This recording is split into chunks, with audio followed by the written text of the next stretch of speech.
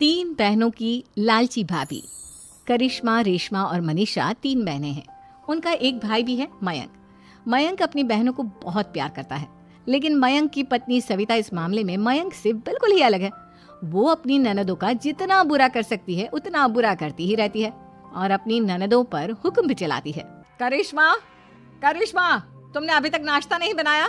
तुम्हारे भैया को ऑफिस जाने में देर हो रही है। हाँ भाभी, बस अभी बनाती हूँ। करिश्मा, तुम ये ढीलापन छोड़ दो। कल को पराये घर जाना है।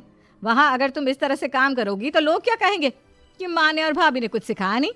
और तुम्हारी दोनों बहनें कहाँ हैं? अब रेशमा मार्केट गई है और मनीषा सो रही है। क्या? सुबह के 8 बज रहे हैं और ये महारानी अभी भी सो रही है? ये कहते हुए सविता अपनी सास दुर्गा देवी के पास जाती है। माँ जी, देख रही हो अपनी बेटियों के तौर तरीके? क्या हुआ बहू, सुबह सुबह क्या कर दिया मेरी बेटियों ने? अरे एक तो अभी अभी उठकर किचन में गई है, दूसरी सुबह सुबह बाहर चली गई और तीसरी अभी तक सो रही है। क्या करूं मैं इन तीनों का, मैं तो परेशान हो गई हूँ। जा जाकर उठा उससे और रेशमा से मैं बात करती हूँ। सविता सीधा मनीषा के कमरे में जाती है और उससे कहती है, महारानी जल्दी उठो, सूरज सर पर आ गया है। भाभी थोड़ी देर और सोने दो ना, मैं रात को लेट सोई थी। वो क्या ना, यूनिट टेस्ट चल रहे हैं। शराफत से उठती है या नहीं, या फिर पानी की भरी बाल्टी डालूं तेरे ऊपर? नहीं भाभी, मुझे बिस्तर में नहीं नहाना, उठती हूँ मैं। मनीषा जल्दी से उठकर बाथरूम में चली जाती है। सभी आराम से बैठकर नाश्ता कर रहे होते कि तभी रेशमा बाजार से हाथ में सामान लिए आ जाती है। रेशमा को देखते ही सविता उस पर बरस पड़ती है। लो, आ गई महारानी। ऐसा भी क्या सामान लाना था जो सुबह आंख मलते ही बाजार की तरफ रवाना हो गई?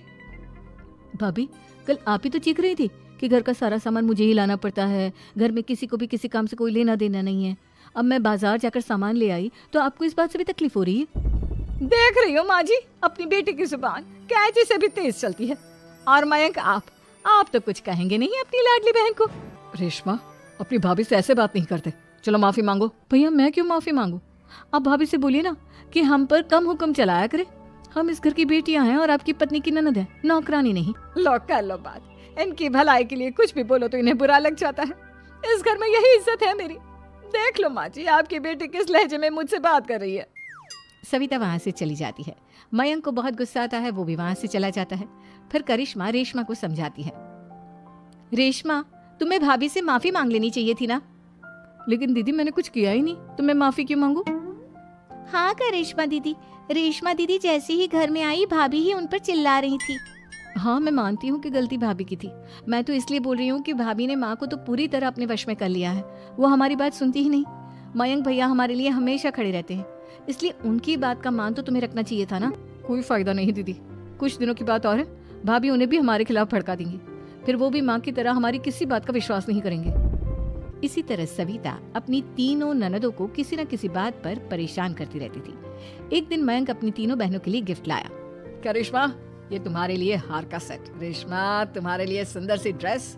और मनीषा, तुम्हें किताबें पसंद है ना, तुम्हारे लिए किताबें लाया हूँ। थैंक यू भैया। थैंक यू भैया। थैंक यू भैया। करिश्मा, तुम्हारा नेकलेस कितना सुंदर है, ये भैया कहाँ से ले आए होंगे? मैंने भैया को 3 दिन पहले फोन पर ये डिजाइन दिखाया था और आज भैया ये ले आए।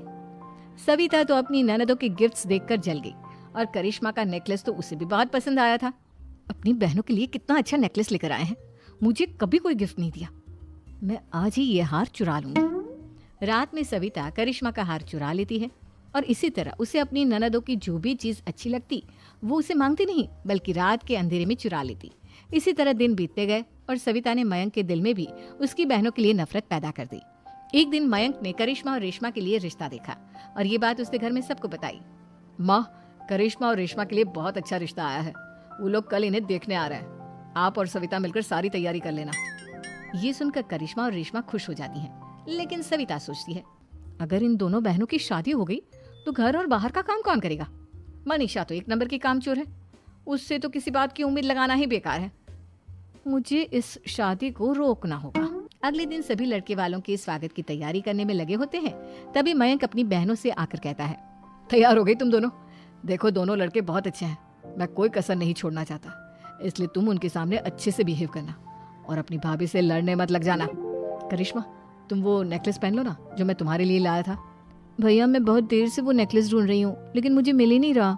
क्या तुमने नेकलेस खो दिया? तुम्हें पता भी है वो कितना महंगा था? तुम कोई काम ढंग से नहीं कर सकती। मयंक गुस्से में वहां से चला जाता है। थोड़ी देर बाद लड़के वाले भी आ जाते हैं। वो दोनों बहनों को पसंद कर लेते हैं और रिश्ता पक्का हो जाता है। लेकिन सविता के दिमाग में तो कुछ और ही खिचड़ी पक रही थी। वो पंडित जी के पास करिश्मा की कुंडली लेकर जाती है और उन्हें पैसे देकर करिश्मा की कुंडली बदलवा देती है। जब लड़के वालों के पास करिश्मा की कुंडली जाती है तो वो दुर्गा को फोन करते हैं। बहन जी, हमने करिश्मा की कुंडली अपने पंडित जी को दिखाई थी। आपकी बेटी की कुंडली नहीं बल्कि दोषों का पिटारा है। देखिए, मैं और मेरे पति इन सब बातों में बहुत विश्वास करते हैं, इसलिए हम आपकी बेटी से अपने बेटे की शादी नहीं करा सकते। इस तरह करिश्मा का रिश्ता टूट जाता है और सभी घर वालों को बहुत दुख होता है। अब कविता सोचती है, चलो करिश्मा का तो रिश्ता टूट गया, अब रेशमा का भी रिश्ता तोड़ना है। क्या करूं? अब सविता आवाज बदलकर किसी अननोन नंबर से रेशमा के होने वाले ससुराल में फोन करती है। हेलो, मैं कौन हूँ कौन नहीं ये आपके लिए जानना जरूरी नहीं। बस इतना सुन लो कि रेशमा का 2 साल से किसी के साथ अफेयर चल रहा है। बस रेशमा का रिश्ता तोड़वाने के लिए सविता का इतना कहना काफी था। अब रेशमा का भी रिश्ता टूट गया। मयंक और दुर्गा देवी ने रेशमा को खूब खरी खोटी सुनाई और उससे बार बार उस लड़के के बारे में पूछने लगे। आप दोनों मुझे क्यों परेशान कर रहे हो? अरे कोई लड़का होगा मेरी लाइफ में तो मैं बताऊंगी ना। जब कोई है ही नहीं तो कहाँ से लाऊं मैं कोई लड़का? तो तेरे होने वाले ससुराल वालों को फोन किसने किया था? माँ मैं नहीं जानती किसने फोन किया था, मैं सच कह रही हूँ। मैं तो पहले ही कह रही थी इसकी लगाम खींच कर रखो, लेकिन मेरी सुनता ही कौन है। अब चुप रहिए भाभी, ये सब आपका ही किया धरा है।